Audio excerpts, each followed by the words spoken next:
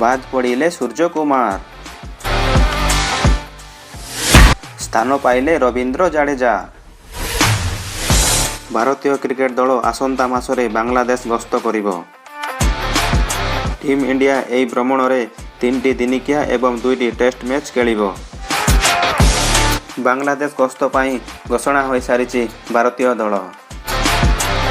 ଭାରତୀୟ ଦଳର ଏହି ଯାତ୍ରା ଡିସେମ୍ବର 4 ତାରିଖରୁ ଦିନିକିଆ ମ୍ୟାଚ୍ ସହିତ ଆରମ୍ଭ ହେବ।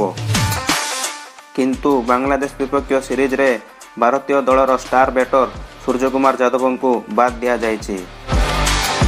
ତାଙ୍କ ପ୍ରଦର୍ଶନ ଭଲ ଥିବା ସତ୍ତ୍ୱେ ଦଳରେ ତାଙ୍କୁ ସାମିଲ କରାଯାଇ ନାହିଁ। ତାଙ୍କ ସ୍ଥାନରେ ଭାରତୀୟ ଦଳର 3D ପ୍ଲେୟର ରବୀନ୍ଦ୍ର ଜାଡେଜାଙ୍କୁ ସ୍ଥାନ ଦିଆଯାଇଛି।